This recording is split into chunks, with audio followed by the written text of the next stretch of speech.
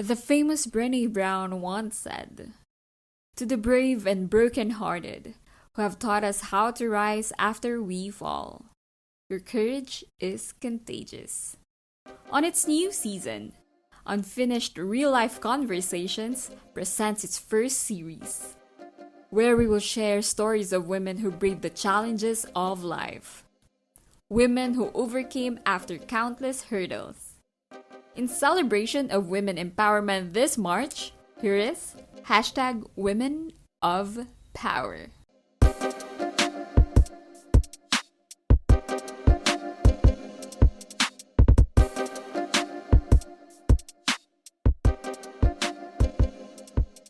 So, we are now on episode 5 of our second season, Women of Power series. And last time we interviewed Ate Rishi Escusa. And now, we'll have another guest naman. Equally interesting and amazing story na maririnig natin for this episode. She's one of my mentors. So, diba? Talagang, she's one of my mentors, spiritual mentor, and a dear friend for how long na ba? A decade na ba? I think. 11. 11. 11. Yeah, more than a decade. So, let's hear a quick introduction na sa kanya din naman magagaling. Our guest for this episode is AM Bernal de la Rosa. Hi, Ate AM. Hello. Hi, friends. Yes. Hi, Rhea. Grabe. It's good to be here. Yes. Thank you for the privilege, Rhea. Yeah, I'm AM. I'm 33, a mom of bouncing baby girl. And I work as a communications officer at a non-government organization. And ano pa ba? Nag-high school ako sa Taytay National High School and then college sa UP Diliman. I took up BA Journalism. Okay, thank you, Ate AM.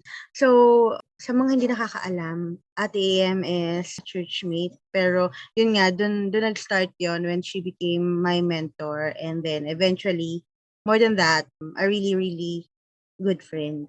So, let's start the interview. I have asked Ate AM to be part of the Women of Power series. So, she's one of the 9 women that we will feature on this series, no? So, we have some questions. Kinakabahan ka ba? Siya lang naman sabi ko siya magchichikahan lang. Hindi. Huwag siya magchikahan lang tayo. Pero, so, let's start with some flashback. No? How is AM's childhood? So, because when people encounter you or when they met you, usually, no, ang sabi nila sa akin is, AM is very gentle, she's so compassionate, ganyan ang mga adjective na nalilink sa'yo. Pero we're interested, paano ba yung foundation ng childhood ni AM? I'm thankful to have, siguro masasabi ko rich childhood. Hindi rich na wealthy, Yung rich na rich in memories, ganyan. Parang, I can say it's a happy childhood naman. I grew up with my siblings. 7 pala kaming siblings all in all. So I grew up playing with them. They were my playmates and friends, watching cartoons, ganun. I'm thankful for my parents na pinadama talaga nila sa amin what it feels like to be a child, yun, to have a nice childhood. Hindi naman sobra-sobra, kundi sakto lang, ganyan. Yung hanggang sa makakaya nila, they will provide for us. I can say it has been, yun nga, rich childhood, colorful. Yan. Nakapaglaro naman kami sa labas. Batang 90s ako eh. Thank you, Ate AM. So, masasabi mo ba na yung childhood mo, it involves paglalaro ng piko, mga ganon, tumbang preso. Kasi 90s childhood, yan yung mga uso nun eh. Text, di ba? Hindi naman lahat. Ano lang, hindi kasi kami pinapalabas ng lola ko. Paper doll, Ano lang, mga ganon. tamang, oo, ganyan, paper doll. Tamang bike-bike lang, ganyan. Piko sa loob lang ng yard.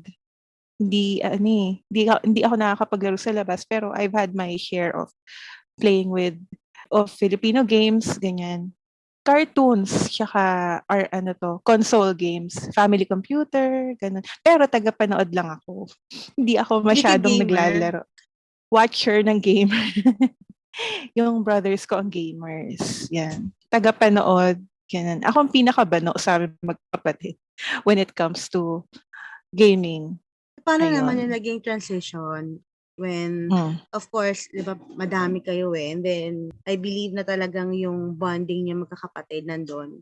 When you hit the puberty stage, nung nagdadalaga ka na, ayan na. Alam, madami akong alam na kwento from you, but I would like to still hear it from you in this interview.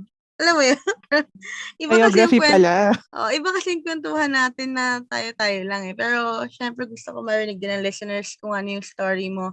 Kasi, as a woman of power na kinategorize namin on the series, we believe na you have this, not just aura eh, pero you have this inspiring outlook in life. Kaya gusto namin mag-dig deep sa nanggaling yung outlook na yun. So, now, since we're done with the childhood part and now we will be looking at your teenage days. Kamusta si AM Okay. noon?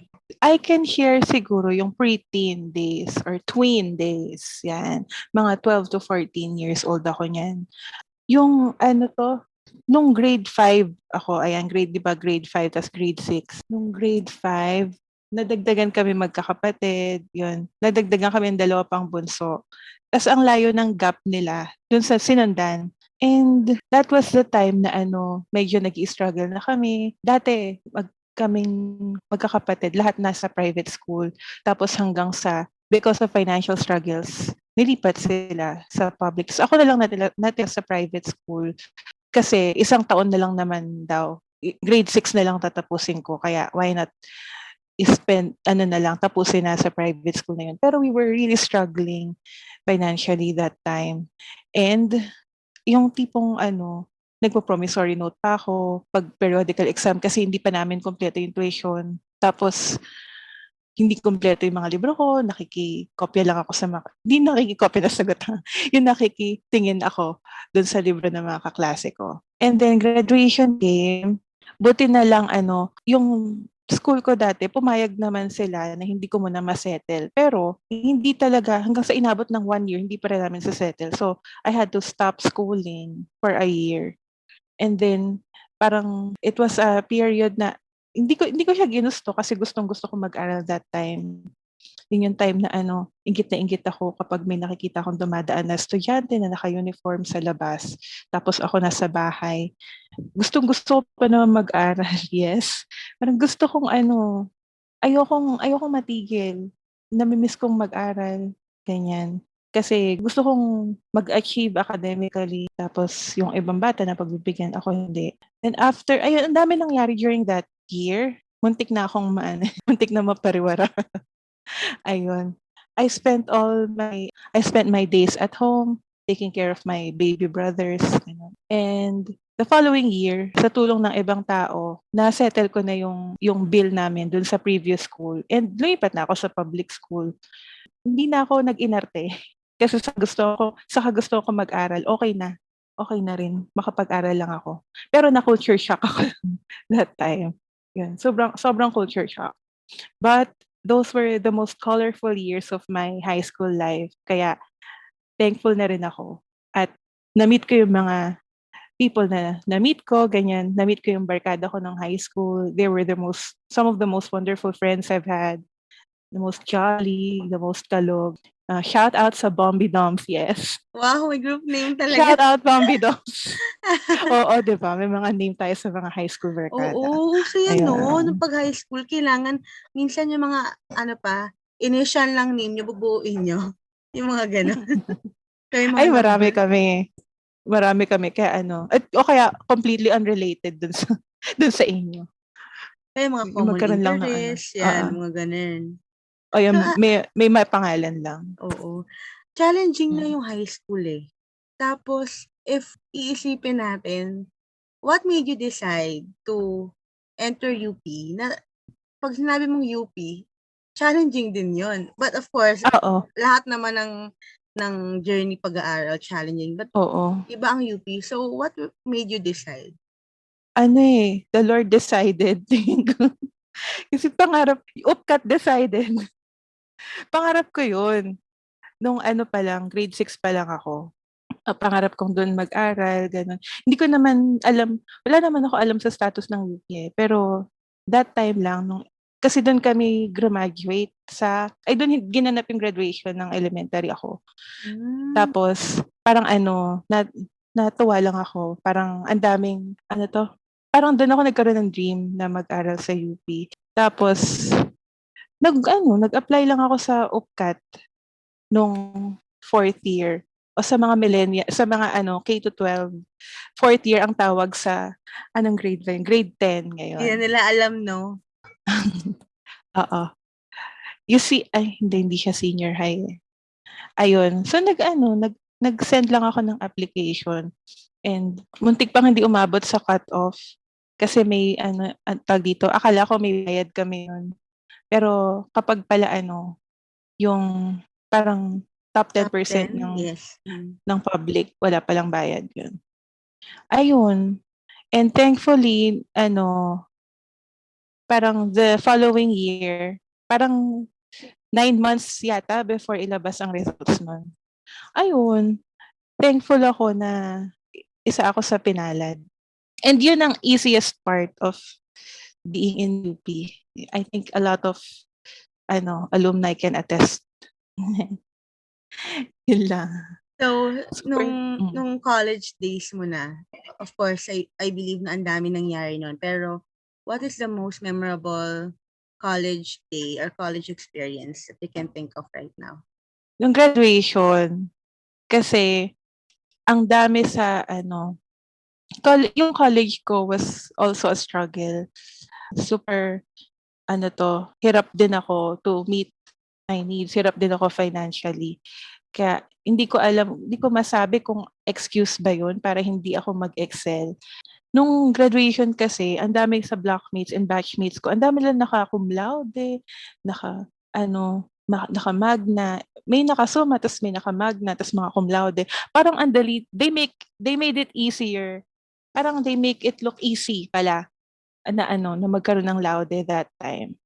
Tas naisip ko na, parang doon ako nagkaroon ng dawning na, hala, oo nga, parang hindi ko yata binigay ang best ko ngayong college. So, parang it was siguro a good kind of inggit.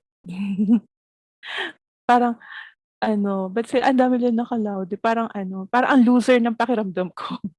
Bakit ako wala man lang award? So parang sabi ko sa susunod na kung mabibigyan ulit ako ng chance to study ulit, I want to give my all, I want to give my best. Ngayon nga, di ba, isa ka ng mommy. Yeah. Pero, syempre, before becoming a mommy natin, I know this is a bit sensitive because we will talk about being a wife muna. Syempre. And some people know or syempre siguro yung mga makakapakinig itong episode na to, most of them know you personally talaga or most of them are our friends or your friends. So we will talk about you becoming a wife to Kuya Tom. So Kuya Tom is nagkumakain ng chocolate cake sa heaven. na tiramisu cake sa heaven. Nagbo-buffet. Yeah, pero ilang months pa lang, 'di ba? When he passed or since he passed away. Magda 9 months. Really 9 months. So, Full term, charot. oo nga. Pero before, gaano ba kayo katagal naging mag-boyfriend ni Kuya? Ano to 3 years Throwback bago kami to. kinasal. Oo, 3 years bago kami kinasal. And then, you were married na for how long? 7 years. Mga 7.5 years. Siyempre, lagi nga natin napag-uusapan, di ba? I told you before na grieving has no timeline talaga. So, it may be a short period of time, pero for some, it's gonna be long. I would like to know how are you coping up so far? Okay. Ay, share ba muna natin what happened to him? Yeah, go lang. Ayun lang. So, I'm currently a widow now. Yeah. I've been married for 7.5 years and my husband passed away last July because of heart failure. He has had a heart condition na for a long time. He has an enlarged heart or cardiomegaly. Yun ang medical term.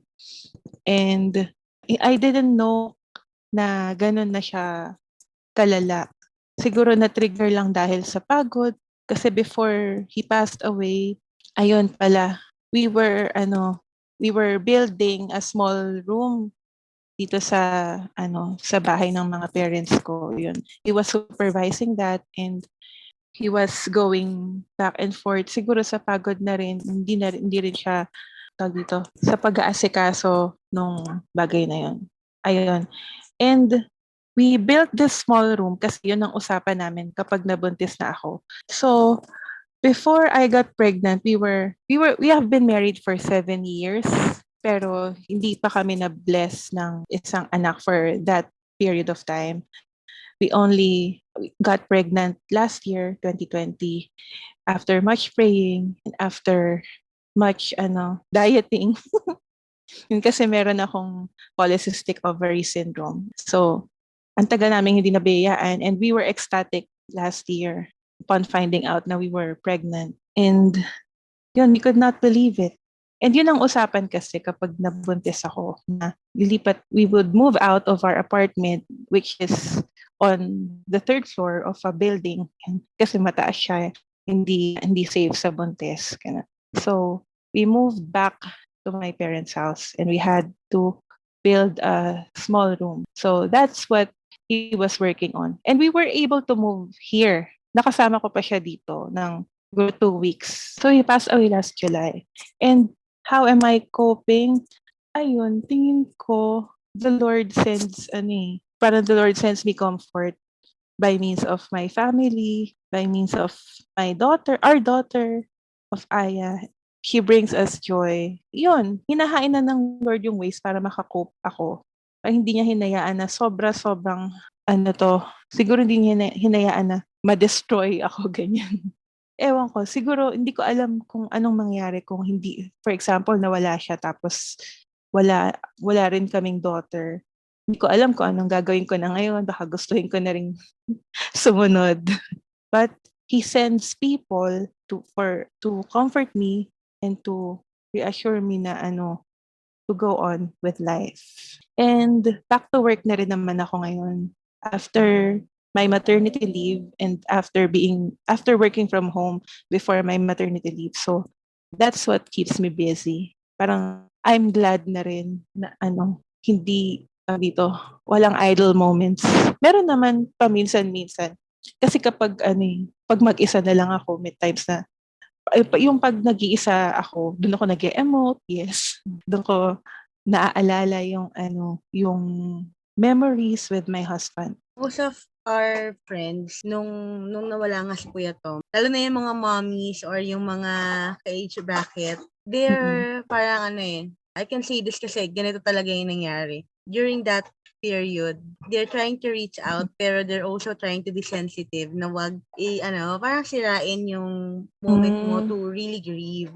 So they've been asking Okay. us, they've been reaching out to us to alam mo yun, kamustahin ka and all ganyan. They were really respectful on giving that safe space for you.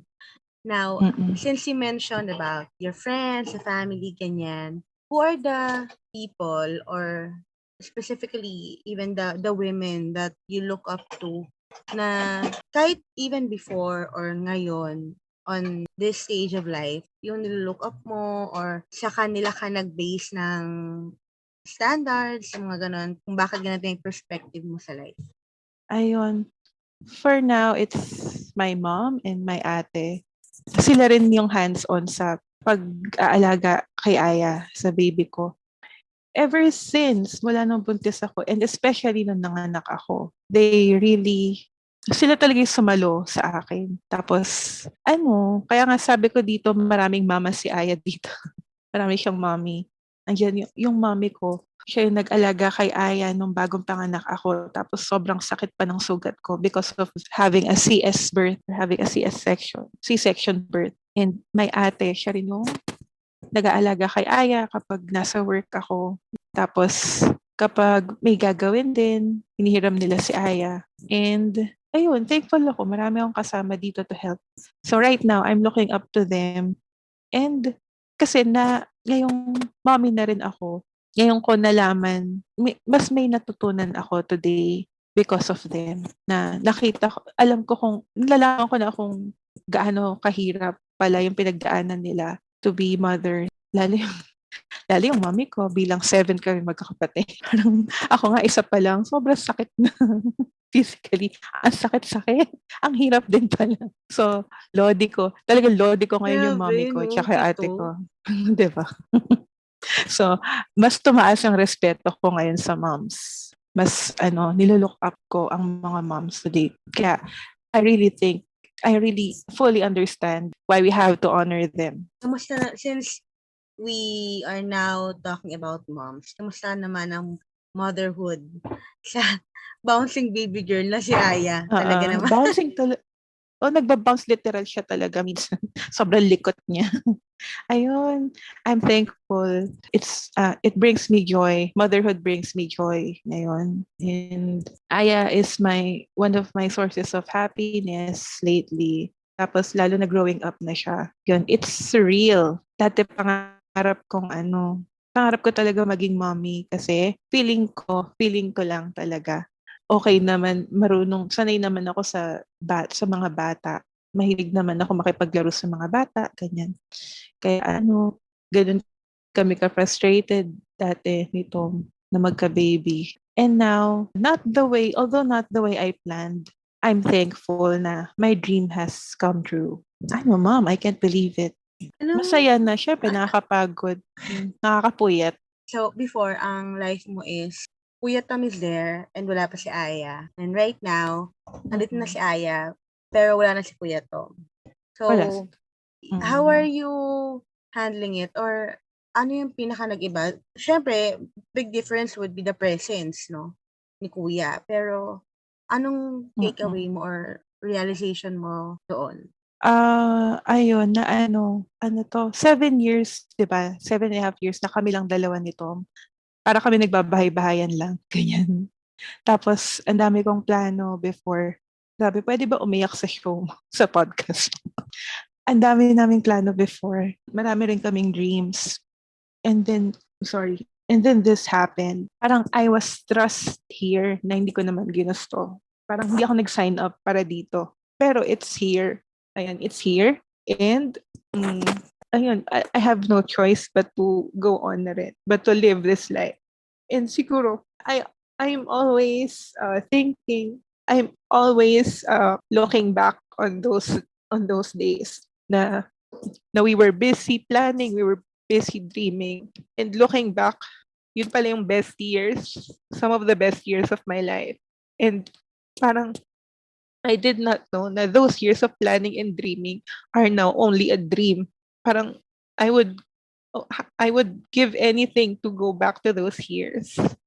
Yun siguro yung pinaka na-realize ko with all this, na sana mas na-appreciate ko yung time namin before. Although, chine-cherish ko naman yung mga moments na yun. And yung typical parang typical na pagsasama ng husband and wife. May happy times, may trying times, and then merong fights. Normal naman yung years that I have spent.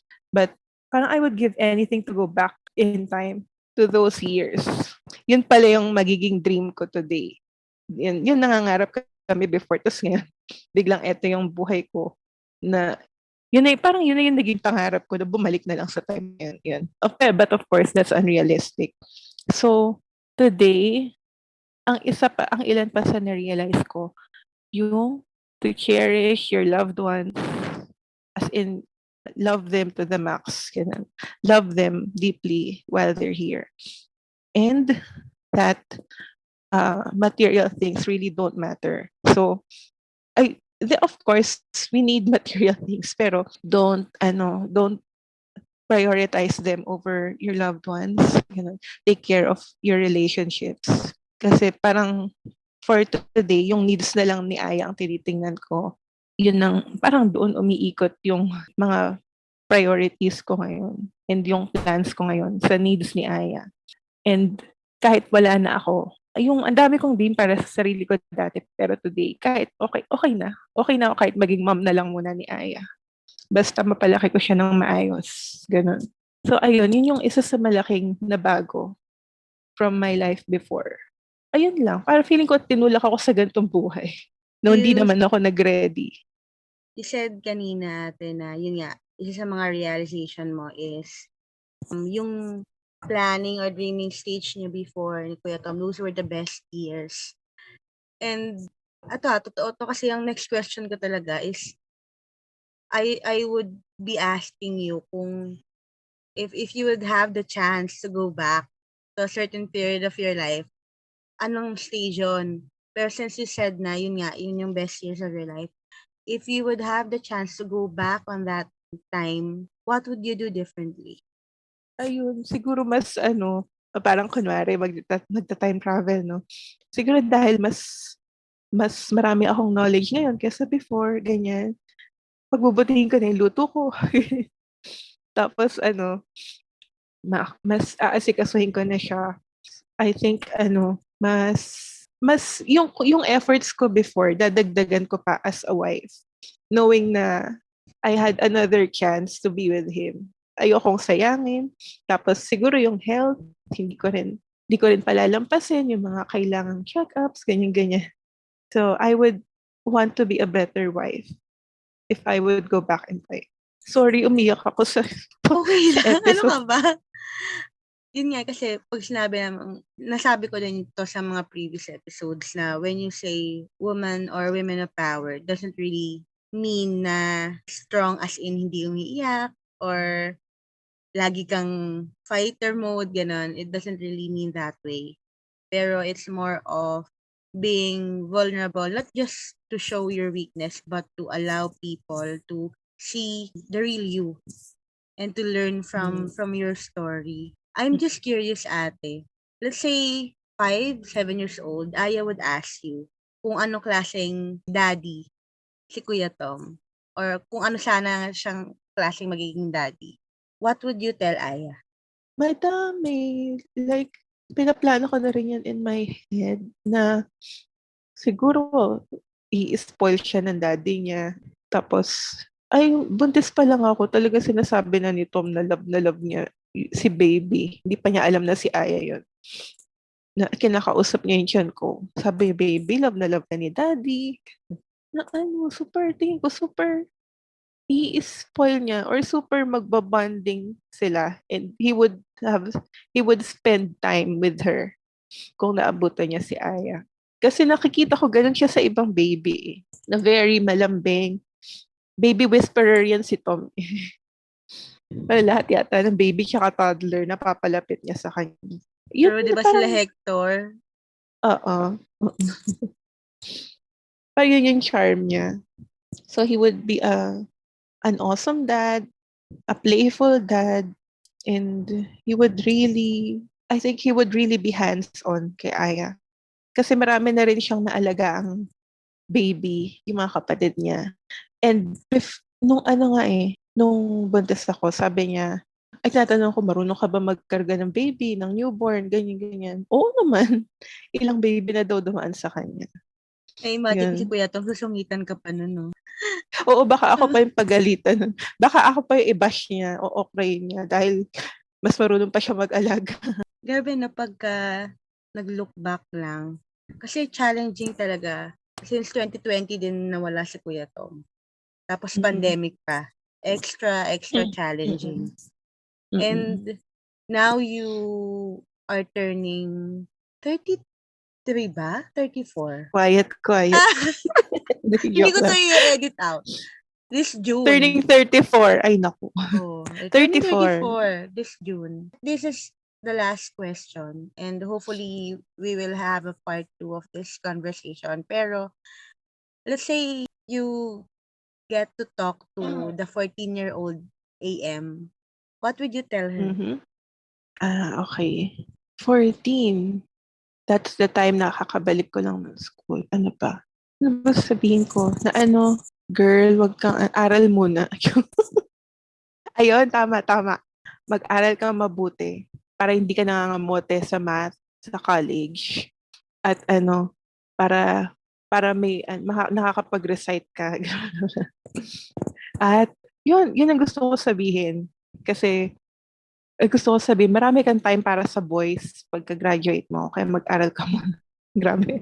Bakit Mukha na akong parang nanay magsalita. feeling ko si Aya din nasabihan mo ng ganyan? Ay, syempre. Kasi parang ang dami kong, nung teenager, parang ang dami kong time spent sa banjing-banjing. Parang lang, makaraos lang. Hindi ko in-aim yung high. Hindi ako nag-aim ng mataas. Hindi naman masama yun yung hindi nag-aim ng mataas. Pero I know I could have done it. Tsaka ang dami ko naging distractions. Yun, mag-aral ka mabuti. Tsaka na ang boys. Ah, Thank you, diba? Ate Teenager. AM. Oo nga, Teenager, mami-mami ka may na boys. talaga. Naninermon ka ni. Oo nga. Thank you, ate. Ay, And, thank you. um, Yun lang? Yun na yun? Yes, joke lang. oo. Iniisip ko kasi, ayoko kasing bonggahan ka ng tanong kasi, well, hopeful pa rin ako na we'll have a part 2 of this conversation. Mga, Ayan. basta, mas gusto ko Hindi pa rin ako ng face iiyak to face. We'll see, umiyak ka nga ngayon eh. Anyway, thank you, ate. And ayoko din kita Thank you. masyadong at gabi na kailangan pong matulog. Medyo may work ka pa.